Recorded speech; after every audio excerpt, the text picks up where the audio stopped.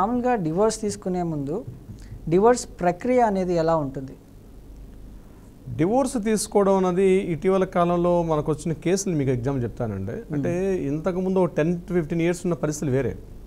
కానీ రీసెంట్గా నా దగ్గరకు వస్తున్న కేసులు నేను చూస్తున్నాను, పెళ్ళైన తర్వాత 1 మంత్ 2 మంత్స్ 3 మంత్స్ అవంగానే ఇతరత్ర కారణాలకి ఏదో చిన్న చిన్న కారణాలకు కూడా డివోర్స్ తీసేసుకుంటున్నామండి, మాకు డివోర్స్ ఇప్పించేసేయని అని చెప్పి మమ్మల్ని సంప్రదించే క్లయింట్స్ కూడా చాలామంది ఉన్నారు. సో ఇక్కడ చాలామందికి తెలియని విషయం ఏంటంటే డివోర్స్ అన్నది దానికి కొన్ని పరిమితులు కొన్ని ఉన్నాయి. ముఖ్యంగా హిందూ మ్యారేజ్ యాక్ట్ 1955 ప్రకారం అందులో సెక్షన్ 138 ప్రకారం కూడా క్లియర్గా మెన్షన్ చేస్తున్నారు, మ్యారేజ్ అయిన తర్వాత 1 ఇయర్ తర్వాత మాత్రమే డివోర్స్కి అప్లై చేసే అవకాశం ఉంటుంది. అది కూడా ఒకే ఇంటిలో ఒకరికొకరు కలిసి ఉన్న సందర్భంలో మాత్రం అప్లై చేసుకోలేరు. ఒకరికొకరు విడివిడిగా 1 ఇయర్ పాటు డివైడ్ అయి ఉంటేనే అప్పుడు కోర్టులో మనం ఫైల్ చేసుకోవడానికి అవకాశం ఉంటుంది. బ్రహ్మం గారు, అంటే ఇప్పుడు ఒకే ఇంట్లో కలిసి ఉన్నా కూడా డివోర్స్ తీసుకోవడానికి వీలవ్వదు అంటారు? అవునండి. అంటే యాక్చువల్గా నోటీస్ పంపించాలి, కోర్టు నుంచి సమన్స్ వెళ్ళాలి. సమన్స్ పంపించేటప్పుడు ఫ్రమ్ అడ్రస్ టు అడ్రస్ ఒకటే ఉండకూడదు కదా.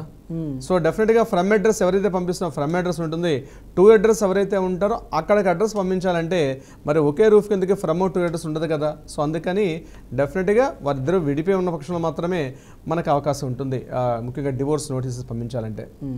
అయితే రవీంద్రనాథ్ గారు, ఇప్పుడు డివోర్స్ తీసుకోవాలని నిర్ణయించుకున్న ఇద్దరు దంపతులకి కూలింగ్ పీరియడ్ అనేది కోర్టు ఎందుకు ఇస్తుందంటారు? వెరీ ఇంట్రెస్టింగ్ క్వశ్చన్ అండి బ్రహ్మం గారు. కూలింగ్ పీరియడ్ అంటే ఏంటంటే ముఖ్యంగా మ్యూచువల్ కన్సల్ట్. అంటే ఒకరికొకరు మేము కలిసి ఉండే పరిస్థితి లేదు, మేమిద్దరం కూడా విడిపోవాలనుకుంటున్నాం అని చెప్పి ఇద్దరు మ్యూచువల్ కన్సెంట్ తోటి కోర్టుకి అప్రోచ్ అయ్యేటప్పుడు కోర్టుకి మొత్తం ఫైల్స్ అన్ని సబ్మిట్ చేసిన తర్వాత 6 మంత్స్ పాటు దాన్ని కూలింగ్ పీరియడ్ అంటారు. అంటే ఏదైనా చిన్న అవకాశం ఉంటుందేమో, బహుశా మరలా కలిసి ఉండే అవకాశం ఉంటుందేమో అని ఒక కూలింగ్ పీరియడ్ అంటారు దీన్ని. యాక్చువల్గా కూలింగ్ పీరియడ్ అనేది కూడా మనకి సెక్షన్ 138, ఇప్పుడే నేను చెప్పాను మీకు, నేను సెక్షన్ 138 ప్రకారం కూలింగ్ పీరియడ్ అంటారు. అది ఖచ్చితంగా ఇవ్వాల్సిందే. మినిమం 6 మంత్స్ అన్నది, అంటే 180 డేస్ అన్నది కూలింగ్ పీరియడ్ అనేది కోర్టు దాన్ని యాక్సెప్టెన్స్ ఇస్తుంది. కానీ కొన్ని ప్రత్యేక పరిస్థితుల్లో మాత్రం కూలింగ్ పీరియడ్ అనేది ఉండదు. కొన్ని ప్రత్యేక పరిస్థితుల్లో కొన్ని ప్రివిలేజ్డ్ కొన్ని స్పెషల్ జోనర్స్ ఉండేటప్పుడు మాత్రం కూలింగ్ పీరియడ్ అనేది ఉండదు. కానీ కూలింగ్ పీరియడ్ మాత్రం 6 మంత్స్ ఇస్ ద మ్యాండేటరీగా ఉంటుంది మ్యూచువల్ కన్సల్ట్లో ఉన్న సందర్భంలో. బ్రహ్మం గారు, అంటే రవీంద్రనాథ్ గారు, ఈ కూలింగ్ పీరియడ్లో నిజంగానే భార్యాభర్తలు మళ్ళీ కలిసే అవకాశాలు ఉన్నాయంటారా? ఇది నిజంగానే పనికొస్తుంది అంటారా కూలింగ్ పీరియడ్ అనేది? ఉండాలండి. చాలామంది అనుకుంటారు అంటే ఆవేశంలో నిర్ణయాలు తీసుకోకూడదు, ఆవేశంలో నిర్ణయాలు తీసుకోవడం వల్ల తర్వాత ఫ్యూచర్లో అయ్యో పొరపాటు జరిగింది కదా అని మళ్ళీ వెనక్కి తీసుకునే అవకాశం ఉండదు. కాబట్టి cooling period is the mandatory, ఉంటే బాగుంటుంది. అంటే మీకు తెలుసు, ఒక ఇద్దరి మధ్య గొడవలు అయ్యేటప్పుడు కూడా మన ఇండియన్ పెనల్ కోడ్స్ ఇవన్నీ ఏం చెప్తాయంటే అక్కడ ఒక కర్ఫ్యూ విధించడం కానీ 144 సెక్షన్స్ కానీ విధిస్తారు. అలాగే భార్యాభర్తల మధ్య కూడా ఒకరికొకరు తగాదాలు పడుతున్నారు, గొడవలు పడుతున్నారు, ఒకరి మధ్య ఒకరికి అభిప్రాయ భేదాలు వచ్చాయి, ఒకరి మాట ఒకరికి నప్పే పరిస్థితుల్లో లేదు. అటువంటి సందర్భాల్లో కొద్దిగా విడివిడిగా ఉండడం వల్ల 6 మంత్స్లో ఏమైనా అవకాశం ఉంటుందేమో. ఎందుకంటే భారత వివాహ వ్యవస్థ ఉంది, భారతదేశంలో వివాహ వ్యవస్థ ఉంది, చాలా బలమైన వ్యవస్థ. విడిపోవడం అన్నది కోర్టు యొక్క అభిమతం కాదు. కాబట్టి ఏమైనా అవకాశం ఉంటే కలవడానికి అవకాశం ఉన్న ఉద్దేశంతో ఒక 6 మంత్స్ ఉంటుంది, అది ఉంటే మంచిదని నా ఒక వ్యక్తిగత అభిప్రాయం కూడా అదే. బ్రహ్మం గారు, అయితే రవీంద్రనాథ్ గారు, ఇప్పుడు భార్యాభర్తలు ఇద్దరు విడాకులపైన ఒక స్పష్టమైన అంగీకారం అభిప్రాయం కలిగి ఉన్నారు, అంటే విడిపోవాలని ఫిక్స్ అయ్యారు. అయిన తర్వాత కూడా ఈ కూలింగ్ పీరియడ్ అనేది కంపల్సరీనా లేకపోతే ఆప్షనబుల్లా? నో, ఇట్స్ నాట్ అన్ ఆప్షనబుల్ కాదు, ఇది ఖచ్చితంగా ఇట్స్ మ్యాండేటరీ. అయితే మనకి 2017లో హర్విందర్ కౌర్ వర్సెస్ అమరేందర్ సింగ్ వర్సెస్ హర్మిత్ కౌర్ అనేటువంటి ఒక కేసులో 2017లో వచ్చిన కేసు విషయంలో మాత్రం cooling period is not mandatory, ఖచ్చితంగా కూలింగ్ పీరియడ్ ఉండాలి అన్నటువంటి క్లాజ్ ఏదైతే ఉందో అది 2017లో లిఫ్ట్ చేశారు. అంటే కొన్ని ప్రత్యేక పరిస్థితుల్లో మాత్రమే ఈ యొక్క లిఫ్ట్ చేసే అవకాశం ఉంటుంది. ఒక 4 పాయింట్స్లో మనం చెప్పుకోవచ్చు దాన్ని. అంటే క్రూయల్టీ అంటారు. అంటే క్రూయల్టీ అంటే విపరీతమైనటువంటి ఒకరి మీద ఒకరికి ద్వేష స్వభావం, అంటే మనిషిని చంపేయాలన్నంత కసి, వాళ్ళిద్దరు కలిసి కొట్టుకోవడం తప్పించి వేరే ప్రత్యామ్నాయం ఉండదు. అటువంటి సందర్భాల్లో కూలింగ్ పీరియడ్ ఉండదు. ఇక రెండవది అడల్టరీ అంటారు. అడల్టరీ అంటే పెళ్లికి ముందే ఒకరికి సంబంధించిన వ్యక్తిగత విషయాలు మరొకరు గోప్యతగా ఉండడం. అంటే అంతకుముందే వివాహానికి పూర్వమే ఒకరికొకరు వేరే వ్యక్తితోటి కాస్త లైంగికంగా సంబంధ బాంధవ్యాలు సెక్సువల్ రిలేషన్స్ ఉండేటప్పుడు వాటిని చూసినటువంటి ఆపోజిట్ పార్ట్నర్ దాన్ని యాక్సెప్టెన్స్ ఇవ్వలేరు కాబట్టి అటువంటి ప్రత్యేక సందర్భాల్లో అడల్టరీని కూడా ఇక్కడ తీసుకుంటారు. అటువంటి సందర్భాల్లో ఇప్పుడు కూలింగ్ పీరియడ్ ఇస్తాను, మీరు కలిసి ఉండాలంటే అక్కడ కంటికి కనిపిస్తున్న సాక్ష్యాధారాలు క్లియర్ కనిపిస్తున్నాయి. అంతకుముందు వివాహానికి పూర్వమే తన భర్త వేరే ఒక ఆమెతోటి కలిసి సహజీవనం చేయడమో లేకపోతే వ్యక్తిగతంగా సెక్సువల్ రిలేషన్షిప్ కలిగి ఉన్నటువంటి సందర్భాలు ఆ ఒరిజినల్గా ప్రూఫ్స్ ఉండే సందర్భాల్లో అటువంటి సందర్భాల్లో ఉండే అవకాశం తక్కువ ఉంటుంది. అదే కాకుండా థర్డ్ పాయింట్ మరొకటి కూడా మీకు చెప్తాం. అది ఎట్లా అంటే మెంటల్ కండిషన్స్ బాగాలేకపోవడం, అంటే క్రానిక్ డిసీజెస్, అంటే మెడికల్ కూడా క్యూర్ కానటువంటి విపరీతమైన జబ్బులు ఉండి అతను ఒక రకమైన సైకోగా బిహేవ్ చేస్తుంటాడు. ఏ సందర్భంలో ఎలా బిహేవ్ చేస్తాడో తెలియదు. అటువంటి సందర్భాల్లో ఉన్నటువంటి కండిషన్స్, అంటే అవన్నీ చెప్పకుండా పెళ్లి చేసేసారు, పెళ్లి అయిన తర్వాత అప్పుడు ఒకటికొకటి బయటపడ్డాయి. అటువంటి సందర్భాల్లో కూడా ఏం చేస్తారంటే ఎగ్జంప్షనల్ కేసు కింద దాన్ని కూడా మనం పరిగణలో తీసుకుంటాం. అంటే నేను చెప్పిన అడల్టరీ కావచ్చు, లేకపోతే క్రూయల్టీ, అదేవిధంగా వివాహానికి బిఫోర్ ఉన్నటువంటి కొన్ని రిలేషన్షిప్ సంబంధాలు, అట్ ద సేమ్ టైం అతనికి ఉన్నటువంటి మెంటల్ కండిషన్స్ కూడా బాగాలేదు. అంటే ఇక్కడ నేను అతనని చెప్పడం తప్పు కాదు, అతనికి ఆమె కావచ్చు, ఆమె అతను కావచ్చు, ఎవరైనా కావచ్చు, ఆపోజిట్ తన లైఫ్ పార్ట్నర్ ఇలాంటి కండిషన్స్లో ఉండేటప్పుడు మాత్రం తప్పనిసరిగా అక్కడ కూలింగ్ పీరియడ్ అనేటువంటి ఆ వర్డ్ అనేది యాక్సెప్టెన్స్ ఉండదని చెప్పి మనకి 2017లో సుప్రీంకోర్టు ఇచ్చిన తీర్పు ద్వారా మనకు తెలుస్తుంది బ్రహ్మం గారు. అయితే రవీంద్రనాథ్ గారు ఇప్పుడు మామూలుగా డివోర్స్ తీసుకునే టైంలో కూలింగ్ పీరియడ్ ఉంటుంది. ఇలాంటి సమయాల్లో భార్యాభర్తలకి మానసిక ఒత్తిడి కానీ, ఆర్థిక పరిస్థితులు కానీ, ఇబ్బందులు కానీ, కుటుంబాల్లో ఒత్తిడి కూడా ఉండే అవకాశాలు ఉంటాయి. ఇప్పుడు ఈ కూలింగ్ పీరియడ్ అనేది పెట్టడం వల్ల ఇది మరింత పెరిగే అవకాశం ఉందంటారా? నో అట్లా ఉంటుందండి. కూలింగ్ పీరియడ్ పెట్టడం అంటే ఇప్పుడు ఇంతకు ముందు ఏంటంటే స్త్రీలు కాస్త ఆర్థికంగా కొంత వెనుకబడుతుండేవారు. కానీ ఇటీవల కాలంలో గడిచిన 2 దశాబ్ద కాలంగా చూసినట్లయితే స్త్రీలు కూడా ఇండివిడ్యువాలిటీ వస్తుంది. ఎప్పుడైతే స్త్రీలు తన స్వాధితంతో తన కాళ్ళ మీద తను కూడా ఆ అమ్మాయి నిలబడుతుందో అటువంటి సందర్భాల్లో కొంత అంటే ఒక మగాడిగా నా భార్య సంపాదిస్తుంది, లేకపోతే ఆమె సంపాదన కన్నా నా సంపాదన చాలా తక్కువ ఉందని, ఇలాంటి రకరకాల ఏదైతే కొన్ని చిన్న చిన్న గ్యాప్స్ ఉంటాయో కూలింగ్ పీరియడ్లో ఉండడం వల్ల వాటిని మరలా సర్దుమతి చేసుకునే అవకాశం కూడా ఉంటుంది. అందుకనే 6 months పెట్టడానికి కూడా కారణం ఏంటంటే ఒకవేళ ఏదైనా అంతర్గతంగా ఉన్నటువంటి మనస్పర్ధలు ఏమైనా ఉన్నప్పటికీ కూడా వాటిని మ్యూచువల్ కన్సల్ట్తో కూర్చొని కొంత టైం బాండ్ ఇవ్వడం వల్ల కూర్చొని మాట్లాడుకోవడం, లేకపోతే ఇంటి పెద్దలు, కుల పెద్దలు, సంఘ పెద్దలు, ఎవరో కూర్చొని ఊరి పెద్దలు వీళ్ళందరూ కూర్చొని ఇలా జరిగింది కానీ మీ మధ్య బంధం గట్టిగా ఉండాలి, మన కుటుంబం యొక్క విలువలు కాపాడని చెప్పి ఎవరైనా చెప్తే అర్థం చేసుకునేటంతటి మెచ్యూరిటీ లెవెల్స్ ఉంటే బహుశా కలిసే అవకాశం కూడా ఉంటుంది. ఆ ఉద్దేశంతో కూలింగ్ పీరియడ్ అనేది మనకి చాలా మ్యాండేటరీగా ఉండే అవకాశం ఉంటుంది బ్రహ్మం గారు.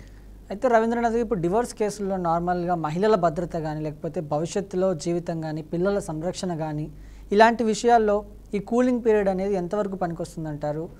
ఇది ఎంతవరకు ఉపయోగపడే అవకాశం ఉందంటారు? తప్పనిసరిగా బ్రహ్మగారు కూలింగ్ పీరియడ్ ఉండడం వల్ల ఆవేశాల వల్ల నిర్ణయాలు, నేను ఇప్పుడు మాట్లాడుతున్నట్టుగా ఆవేశంలో ఏదో చిన్న మాట ఏదో మాట కొట్టుకున్నాం, ఏదో ఒక మాట వేసుకున్నాం, విడిపోయాం, తరువాత అయ్యో ఇలా మాట్లాడకుండా ఉండాల్సిందే కదా, నేను అర్థం చేసుకోకుండా ఇలా మాట్లాడాను కదా అన్న సందర్భంతో ఉండేటప్పుడు ఒకవేళ కొన్ని సందర్భాల్లో ఆ అమ్మాయి కన్సీవ్ అయింది, అమ్మాయి ప్రెగ్నెంట్ కండిషన్లో ఉంది, కొన్ని సందర్భాల్లో ఆల్రెడీ బాబో పాప పుట్టి నెలలో రోజులో లేకపోతే సంవత్సరాలు ఉన్నటువంటి బాబులు ఉంటారు. ఈ హస్బెండ్ కూడా తన ఫ్యామిలీ, తన భార్య, తన పిల్లల్ని చూసుకోవాల్సిన పరిస్థితి ఉంటుంది. ఇటువంటి సందర్భాల్లో కూలింగ్ పీరియడ్ ఎలా ఉపయోగపడుతుంది అంటే ఒక రియలైజేషన్ ఏర్పడే అవకాశం ఉంటుంది. కాస్త ఇండివిజువల్గా కూర్చొని తను కాస్త ప్రైవేట్గా ఆలోచించేటప్పుడు అరే నేను పొరపాటు చేశాను కదా, సరే చిన్నదే తప్పు జరిగింది, మళ్ళీ నా భార్యతోటి, నా పిల్లలతోటి, నా ఇన్ఫెంట్ బేబీతో మళ్ళీ నేను కలిసి మాట్లాడుకొని ఆడుకొని పాడుకుంటే ఇలాంటి లైఫ్ స్టైల్ కావాలి, తొందరపడుతుంత ఆ రోజు మాట అనేసుకున్నాను కదా, అలా జరగకుండా ఉంటే బాగుంటుందని చెప్పి మరలా వాళ్ళ పెద్దలతో సంప్రదించి ఈ కూలింగ్ పీరియడ్లో ఒకరినొకరు సంప్రదించుకొని మరలా ఆ కుటుంబ వ్యవస్థని మరలా కాస్త ముందుకు తీసుకెళ్లే అవకాశం కూడా కూలింగ్ పీరియడ్ మనకి చాలా దోహదపడుతుంది బ్రహ్మం గారు. అయితే రవీంద్రనాథ్ గారు ఇప్పుడు మామూలుగా ఇండియన్ లా ప్రకారం ఈ కూలింగ్ పీరియడ్ అనేది ఎంతకాలం వరకు ఉంటుంది? దీన్ని అంటే తగ్గించుకోవడం కానీ, మినహాయించుకోవడం కానీ అలా చేసుకునే అవకాశాలు ఉన్నాయా? 6 months అనేది మ్యాండేటరీ అండి. 6 నెలల పాటు ఒక కూలింగ్ పీరియడ్ ఉంటుంది అన్నటువంటిది మనకి చట్టంలో సెక్షన్ 138 ప్రకారం హిందూ మ్యారేజ్ యాక్ట్లో క్లియర్గా మెన్షన్ చేయడం జరిగింది. 6 months అన్నది అది మ్యూచువల్ కన్సెంట్. అలా కాకుండా కంటెస్టెంట్ చేస్తున్న సందర్భాలు మాత్రం కూలింగ్ పీరియడ్ అనేది ఉండదు. ఎందుకంటే కేసు ఫైల్ చేసిన తర్వాత ఒకరు కావాలని కోరుకుంటారు, ఒకరు మాకు అవసరం లేదండి మేము కలిసే ఇంకొక ఆమె నేను ఆయనతో కలిసి ఉండాలనుకుంటారు, నాకు అసలు వద్దంటారు కొంతమంది. ఇలా 2 రకాలుగా ఒపీనియన్స్తో వెళ్తునేటప్పుడు ఆ కంటెస్టెంట్ మనకు 2.5 years 3 years కూడా వెళ్ళే వెళ్ళే అవకాశం ఉంటుంది. అటువంటి సందర్భాల్లో దాన్ని మనం కన్సిడర్ చేయం. కేవలం మ్యూచువల్ కన్సల్ట్లో ఉన్నప్పుడు మాత్రమే మనం 6 months అంటే 180 days అనేది కూలింగ్ పీరియడ్గా మన వాళ్ళు కన్సిడర్ చేస్తారు బ్రహ్మం గారు.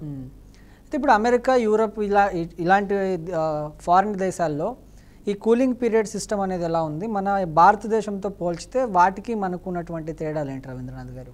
ఇక్కడ యూరోపియన్ చట్టాల్లో కూడా కొంత డిఫరెన్షియేట్ ఉందండి. యూరోపియన్ చట్టాల్లో ఎలా ఉంటుందంటే కూలింగ్ పీరియడ్ అన్నది అక్కడ కూడా 90 daysలో ఉంది. ఇప్పుడు మీరు బ్రెజిల్, జర్మనీ ఇట్లాంటి కంట్రీస్లో చూసినట్లయితే 90 days ఉంటుంది. అదేవిధంగా ప్యారిస్ లాంటి కంట్రీస్, ప్యారిస్ ఇట్లాంటి ఈ కంట్రీస్ చూసేటప్పుడు మీకు సుమారుగా ఇది 180 days ఉంది అక్కడ కూడా. అమెరికా లాంటి కంట్రీస్లో 90 days ఉంది. సో ఒక్కొక్క దేశానికి సంబంధించి ఆ కూలింగ్ పీరియడ్ ఏదైతే ఉందో డిఫరెన్షియేట్గా ఉంటుంది. బట్ ఏదేమైనా కూడా ప్రతి దేశంలో కూడా ఆ యొక్క న్యాయ చట్టాలన్నీ కూడా ఒక రిలీఫ్ పీరియడ్ మాత్రం కొంత ఉంటుంది, ఒక కూలింగ్ పీరియడ్ అయితే మ్యాండేటరీగా ఉంటుంది. ఎస్. అయితే రవీంద్రనాథ్ గారు మరొక కాలర్ అయితే ఉన్నారు విజయవాడ నుంచి, వసుంధరాదేవి గారు. వసుంధరాదేవి గారు నమస్కారం అండి. నమస్తే అండి. చెప్పండి, సమస్య ఏంటండి? మా పాపకి మ్యారేజ్ చేసామండి 2020లో. వాళ్ళకి ఒక్కడే ఒక కొడుకు, ఒక కూతురు. కూతురు భర్త దుబాయ్ లో ఉన్నాడని చెప్పారు. ఈ అబ్బాయి ఏమో కార్లు ట్రావెలింగ్ బిజినెస్ అని చెప్పారు. అయితే చెప్పండి. మీరు టీవీ చూస్తున్నట్లున్నారు, టీవీ సౌండ్ మ్యూట్లో పెట్టండి, లేకపోతే టీవీకి దూరంగా వచ్చి మాట్లాడండి. మ్యూట్లో అంటే పెట్టండి అది. అయితేనండి మా పాప 10th వరకే చదువుకుంది. వాళ్ళు మాకు చెప్పేది ఒకటి, వాళ్ళు చేసేది ఒకటి అండి. అసలు ఆ కూతురికి భర్త ఏమీ లేడు. కూతురికి భర్త లేడు. తల్లి, కూతురు, కొడుకు ముగ్గురు కలిపి ఈ పిల్లని నానా మాటలు అంటాం, హెరాస్ చేయటం. మాకు చూపించేటప్పుడేమో ఒక ఇల్లు చూపిస్తున్నారు. వసుంధరాదేవి గారు, మీకు మ్యారేజ్ అన్నాలేందండి? మీ పాపకి మ్యారేజ్ ఎన్ని సంవత్సరాలు అయింది? 2020లో అయిందండి. 2020 మన కరోనా టైంలో, ఒక పాండమిక్ టైంలో చేశారు. అవునండి, అవును, కరోనా టైంలోనే చేసాము. ఇప్పుడు కలిసి ఉన్నారండి? లేదండి, అసలు తీసుకెళ్లేవాళ్ళు కాదు పిల్లల్ని. మేమే బలవంతంగా తీసుకెళ్లి 3 నెలల తర్వాత కాపురానికి పంపించి సామాన్లన్నీ తీసుకెళ్లి పంపించినా కూడా మాకేమో ఇల్లు చూపించేవాళ్ళు, పిల్లల్ని తీసుకెళ్లి వేరే గదిలో చూపించేవాళ్ళు. వేరే గదిలో ఉంచి అక్కడ తాళం వేసుకుని రావడం ఏంటి, అట్లా చేస్తే మధ్య మధ్యలో మాకు ఫోన్ చేస్తే ఫోన్ కూడా తీసేసుకున్నారు, ఇసిరేసారు ఫోన్ తీసేసుకొని. మీది ఎక్కడండి? విజయవాడ. అమ్మాయి దగ్గర ఎవరికి ఇచ్చారు? మాకు దగ్గరలో ఉంటారని పోరెక్కండి వాళ్ళది. అమ్మా వాళ్ళది పోరెక్కండి, మేమేమో కేసరపల్లి. ఓకే ఓకే, అర్థమైంది. అంటే గన్నవరం ఎయిర్పోర్ట్ దగ్గర మాది. అయితేనండి మనకి కనిపించేది ఒకటి, వాళ్ళు చేసేది ఒకటి అన్నమాట. ఈ పిల్లని అసలు ఇక మాతో కలవకుండా, మాతో మాట్లాడకుండా 6 నెలలు, బాబు కూడా పుట్టేశాడు సంవత్సరానికి. మా ఇంట్లోనే ఉండిపోయిందండి మొత్తం. తీసుకెళ్లకుండా మా ఇంట్లోనే ఉంచి ఆ మాటలు ఈ మాటలు చెప్పి ఏదో ఒక రకంగా గొడవ పెట్టి ఏంటి. ఇప్పుడు మీకు న్యాయపరంగా మీకు ఎటువంటి పరిష్కారం కావాలని కోరుకుంటున్నారు మీరు వసుంధరాదేవి గారు? అంటేనండి అసలు మా ఇంట్లో ఉంచేసి వాడు మా మీద కోర్టులో కేసు పెట్టాడు, నా భార్యను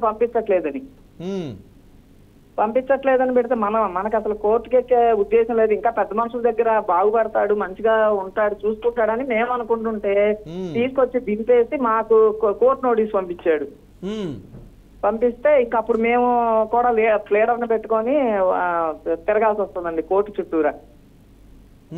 అసలు దీనికి ఈ సమస్యకు పరిష్కారం ఏంటో మాకు అర్థం కావట్లేదు. ఏం కేసు పెట్టారమ్మా? ఏం కేసు పెట్టారు మీ మీద వాళ్ళు? వాడేం పెట్టాడు, నోటీస్ పంపించాడండి. నా భార్యని పంపించట్లేదు వీళ్ళని. కోర్టు ద్వారా పంపించారమ్మా లేకపోతే లీగల్ నోటీస్ పంపించారా? అడ్వకేట్ త్రూగా పంపించారా? ముందు మామూలుగా కోర్టు నోటీస్ అనుకుంటండి, లాయర్ తో నోటీస్ పంపించారు అంతే. అడ్వకేట్ నుంచి నోటీస్ పంపించారు, కోర్టుకి వెళ్ళలేదు అయితే మీరు? ఇంకా కోర్టుకి వెళ్ళాలి. అది చూసి మాకు భయం అయితే అప్పుడు మేము దానికి సమాధానం చెప్పాలి కదండి. అందుకని మేము లాయర్ గారిని పెట్టుకుంటే 2-3 సార్లు ఏదో పిలిచారు, కౌన్సిలింగ్ ఇచ్చారు. వాడు చెప్పేవన్నీ వినలేదుగా కోర్టుకి వేసాము. ఏం కావాలమ్మా న్యాయపరంగా? మీకు ఏ పరిష్కారం కావాలని మీరు కోరుకుంటున్నారు వసుంధరాదేవి గారు? అతను అంటే ఏం చేయాలండి మేము? విడిపోవడమేగా ఇక. వాడు మీకేం పోషించడండి కావాలమ్మా? భార్యని. మీరు మీ అమ్మాయిని ఆ అబ్బాయితో కలిసి ఉండాలని కోరుకుంటున్నారా, వద్దనుకుంటున్నారా? కలిసి ఉండటం అనేది ఇక జరగదండి, ఆయన పోషించలేడు. అటువంటిప్పుడు డివోర్స్కి అప్లై చేయండి అమ్మా. మీ దగ్గరలో ఉన్నటువంటి ఒక అడ్వకేట్తో కన్సల్ట్ చేయండి. కోర్టులో మీరు డివోర్స్ అనేది ఫైల్ చేయండి అమ్మా. కోర్టులో డివోర్స్ ఫైల్ చేయండి. ఒకవేళ ఆ అబ్బాయి కూడా నేను మ్యూచువల్ కన్సెంట్కి వస్తాననుకుంటే ఇద్దరిని కూర్చోబెట్టి ఒకే లాయర్ త్రూగా వెళ్ళాలమ్మా. లేదు ఆ అబ్బాయి ఇస్తానని తెలియనప్పుడు మీరు ఒక అడ్వకేట్తో మాట్లాడి కోర్టులో ఫైల్ చేయండి అమ్మా. FCOP అంటారు, డివోర్స్ కేసు అనేది ఫైల్ చేయండి అమ్మా. ఇది ఒక్కటే మీకు సమస్యకు పరిష్కారం ఏం లేదు. ఇప్పుడు వాళ్ళు ఎక్కడ, ఆ అబ్బాయి ఎక్కడ ఉన్నారు, మీ పాపతో మీరు ఇక్కడ ఉన్నారు కాబట్టి ఇమ్మీడియట్గా మీరు అడ్వకేట్తో మాట్లాడి డివోర్స్కి అప్లై చేయించండి అమ్మా. ఒక బాబు ఉన్నాడండి. బాబును కూడా ఆ విషయం మెయింటెనెన్స్, ఆ బాబుని మెయింటైన్ చేయడానికి కూడా ఎవరైతే భర్త ఉన్నాడో సరే వాళ్ళ తండ్రిగా ఉన్నారు కాబట్టి అతనే పూర్తిగా మెయింటైన్ చేయాలి. సో ఆ బాబుకు మెయింటెనెన్స్, మీ మిస్సెస్ అదే మీ పాపకి మెయింటెనెన్స్, వీటన్నిటి కూడా మెయింటెనెన్స్ ఇస్తూ డివోర్స్ అప్లై చేయమని చెప్పండి అమ్మా అడ్వకేట్ గారిని. థ్యాంక్స్ అండి. సరేనండి అమ్మా, నమస్తే అమ్మా, ఉంటానమ్మా. రవీంద్రనాథ్ గారు మరొక కాలర్ అయితే ఉన్నారు, లతా గారు జనగామ నుంచి. లతా గారు నమస్కారం అండి. నమస్కారం సార్. చెప్పండి, సమస్య ఏంటండి? మా ఆయన చనిపోయింది సార్. కొద్దిగా గట్టిగా మాట్లాడండి అమ్మా. ఎస్, కొంచెం గట్టిగా మాట్లాడండి అమ్మా. మా ఆయన చనిపోయారు, మ్మ్.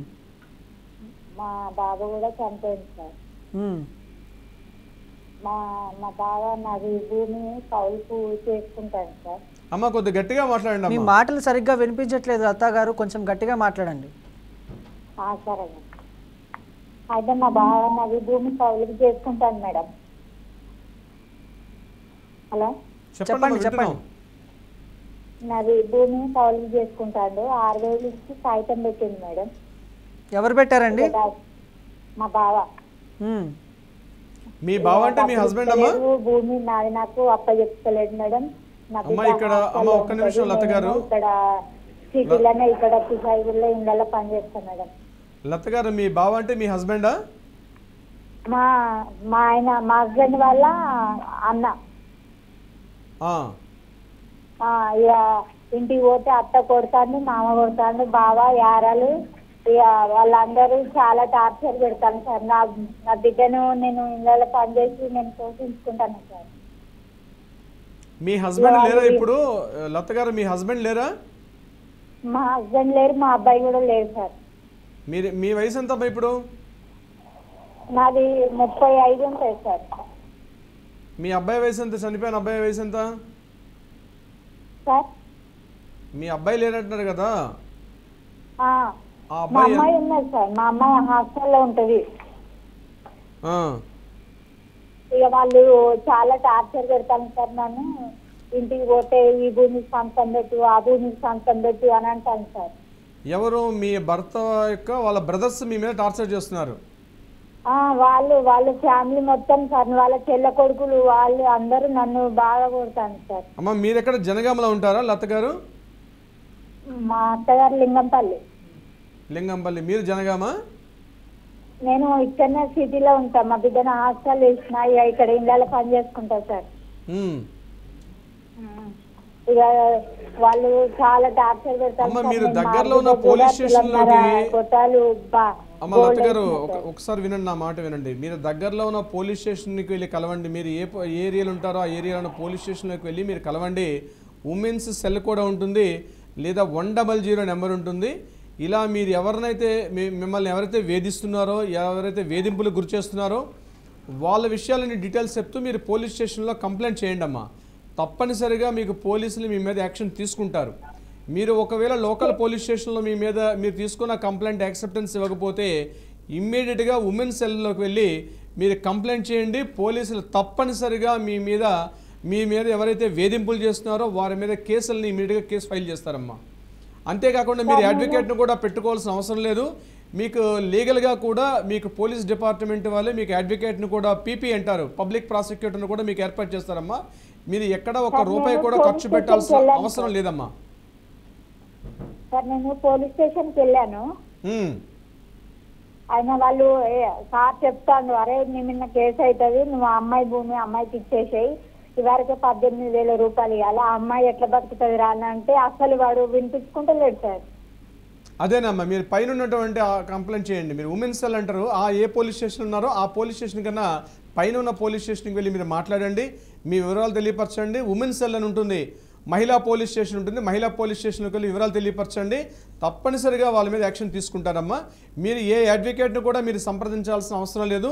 మిమ్మల్ని అందరినీ కూడా ప్రభుత్వమే మీకు ఒక ఏర్పాటు చేస్తారు, ఒక అడ్వకేట్ని, ఒక లాయర్ని ఇస్తారు. మీరు ఆ ఖర్చులు కూడా పోలీస్ స్టేషన్లే, మీకు ఆ లాయర్ ఖర్చులు కూడా, మీకు న్యాయ సహాయం కూడా పోలీసులే మీకు సహాయం చేస్తారమ్మా. మీరు ఎవరికి ఒక రూపాయి ఇవ్వకండి, ఎవరికి ఎక్కడ లంచం ఇవ్వకండి, ఏ ఒక అడ్వకేట్ను కూడా మీరు పెట్టుకోవాల్సిన అవసరం లేదమ్మా. ఎస్. అయితే రవీంద్రనాథ్ గారు, కొన్ని సందర్భాల్లో భార్యాభర్తల మధ్య హింస కానీ వేధింపులు కానీ జరిగినా కూడా ఈ కూలింగ్ పీరియడ్ అనేది వర్తిస్తుందా, లేకపోతే కోర్టు దీన్ని నేరుగా మినహాయిస్తుందంటారా? ఇప్పుడు నేను ఇందాక మీకు చెప్పినట్టుగా క్రూయల్టీ ఉందనుకోండి. అంటే క్రూయల్టీ అంటే ఎలా అంటే, ఇక ఒకరిని చూస్తే ఒకరు మీద పడి కలిబడి కొట్టేసుకుంటారు. అంటే ఆమెను చూస్తే అతను ఇంకా ఆగ్రహం కట్టలు దించుకుంటుంది, ఇతన్ని చూస్తే ఆమె కూడా కంట్రోల్ చేసుకోలేదు. చదువుకున్న వారు కూడా నేను చెప్తున్నానని, వారు అన్కాన్షియస్లోకి వెళ్ళిపోయి చేతిలో ఏ వస్తువు ఉంటే ఆ వస్తువు మీద పడి కొట్టేస్తారు. అంటే అతడు చేసిన పనులు కావచ్చు, ఇతరత్ర క్రూయల్టీ కింద పరిగణిస్తారు. అంటే అటెంప్టివ్ మర్డర్ కిందగా వస్తే అవన్నీ కూడా గట్టిగా మాట్లాడుకుంటే, అటువంటి తీవ్ర స్థితిలో ఉన్నప్పుడు కూలింగ్ పీరియడ్ అనేది ఉండదు. ఇది వెరీ వెరీ మోస్ట్ గుర్తుపెట్టుకోండి. అంత స్థాయిలో ఉన్నటువంటి పరిస్థితి ఉంటే, ఎవిడెన్సెస్ కానీ బలంగా మన దగ్గర ఉంటే, కోర్టు అక్కడ ఇంకా కూలింగ్ పీరియడ్ అనేది ఇంకా ఈ టైంలో కూడా మీరు ప్రశాంతంగా ఉండండి, మీరు ఇంకా కూల్గా ఉండండి అనే మాట ఉండదు అక్కడ. ఇటువంటి తీవ్రమైనటువంటి స్థితిలో ఉండేటప్పుడు మాత్రం ఉండదు. అదేవిధంగా అడల్టరీ అని కూడా చెప్పాను.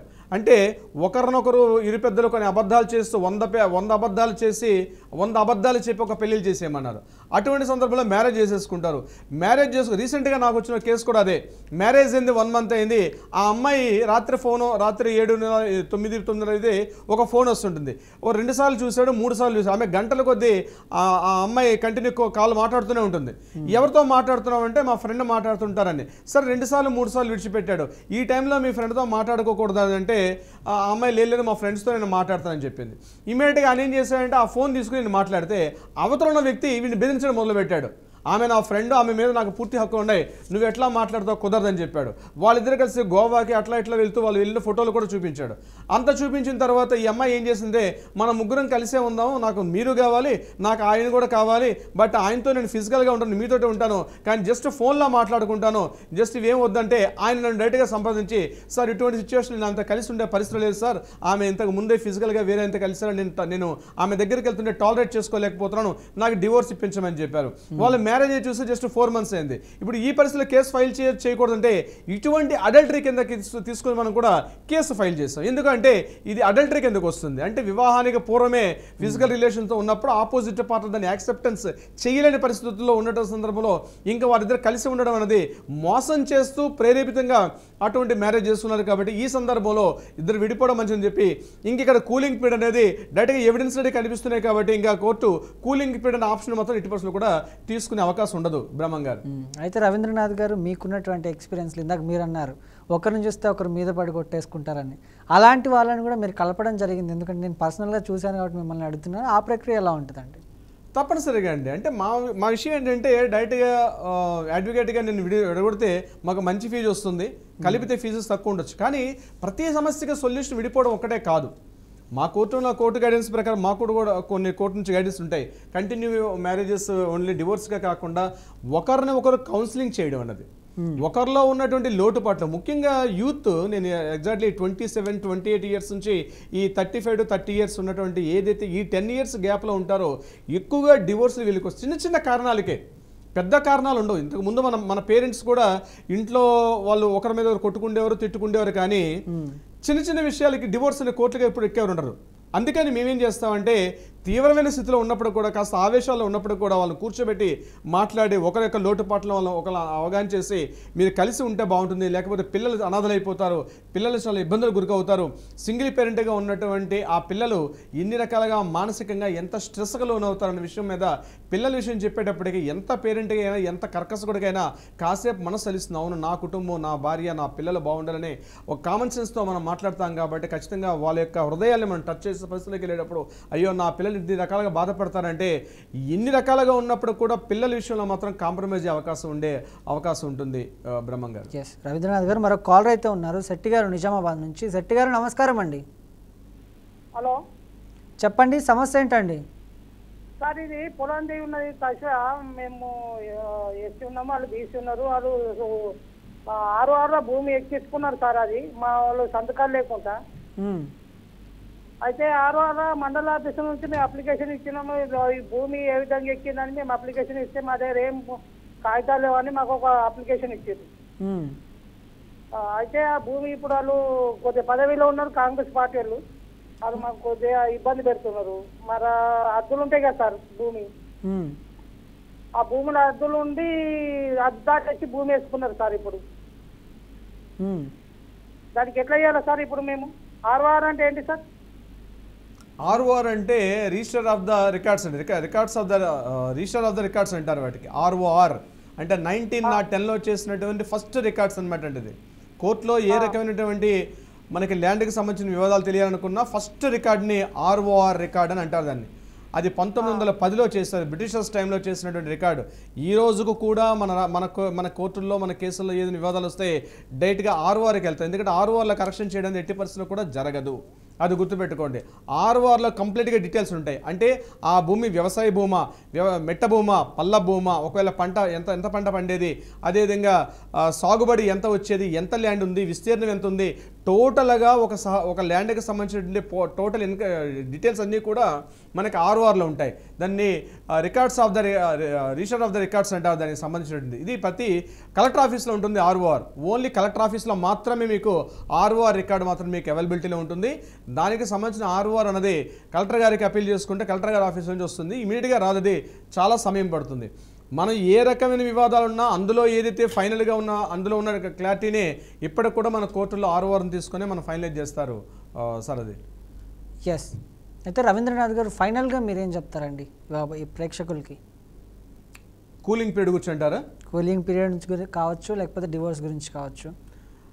ఒకటి, మ్యారేజ్ చేసుకునేటప్పుడే 1కి 2 సార్లు, 2కి 10 సార్లు, 10కి 100 సార్లు ఆలోచించుకోండి. ఇది లైఫ్. అదేదో 2.5 గంటల పాటు చూసే సినిమా కాదు. 2.5 గంటల పాటు మనం థియేటర్లో ఒక సినిమా చూసి ఒక ఎమోషనల్గా మనం బయటకు వస్తాం. కానీ జీవితం అనేది 2.5 గంటల పాటు సినిమా కాదు. సో అందుకని మ్యారేజ్ చేసుకునేటప్పుడే 1కి 10 సార్లు ఆలోచించుకోండి, అన్ని విషయాలు తీసుకోండి. దీనికన్నా ముందు ప్రీమ్యారిటల్ కౌన్సిలింగ్ తీసుకోండి. ఒక అనుభవజ్ఞుడైన ఒక అడ్వకేట్ని సంప్రదించండి. నేను ఈ లైఫ్ పార్ట్నర్గా ఈ పర్సన్ని తీసుకోవడం కరెక్టా కాదా? జాతకాలు చూపించుకుంటారు. జాతకాలు ఒకటే కరెక్ట్ కాదు. మీ జాతకాలు కలుస్తాయా కలగకపోవచ్చా, మీ మనసులు కలిసాయా కలలేదని చూస్తారు. అది కాదు. బిఫోర్ దట్ ఒక అడ్వకేట్ కన్సల్ట్ చేయాల్సిందే. ప్రీమ్యారిటల్ కౌన్సిలింగ్ తీసుకోండి. మీ యొక్క వ్యక్తిగత అభిప్రాయాలు ఒకరికొకరికి నప్పే విధంగా ఉంటుందా ఉండదా అన్నది ఒక ఎక్స్పీరియన్స్ ఉన్న అడ్వకేట్ మాత్రమే మీకు కరెక్ట్గా గైడ్ చేస్తారు. అటువంటి సందర్భాల్లో మ్యారేజ్ చేసుకోండి. ఒకవేళ మ్యారేజ్ అయిన తర్వాత ఒకరినొకరు సర్దుబాటు చేసుకుంటుండే చిన్న కారణాలకి ప్రతిసారి మీరు గుడిమెట్లు ఎక్కండి, అంతేగాని కోర్టు మెట్లు మాత్రం ఎట్టి పరిస్థితులు ఎక్కే ప్రయత్నం చేయకండి అన్న యొక్క సందేశం. Right. Thank you so much Ravindranath garu. మీ విలువైన సమయాన్ని బీఆర్కే ప్రేక్షకుల కోసం కేటాయించి వాళ్ళకున్నటువంటి సలహాలు, సందేహాలు, సూచనలు ఇచ్చినందుకు ధన్యవాదాలు. హైకోర్టు అడ్వకేట్గా మీరు ఎంత బిజీగా ఉన్నా కూడా మీ షెడ్యూల్ని మా బీఆర్కే ఛానల్కి ఇచ్చినందుకు ధన్యవాదాలు. సో ఇది ఈనాటి బీఆర్కే న్యాయవేదిక ఎపిసోడ్. మళ్ళీ వచ్చే ఎపిసోడ్లో మళ్ళీ కలుసుకుందాం. అందరికీ చూస్తూనే ఉండండి బీఆర్కే న్యూస్, తెలుగుడి సత్తా.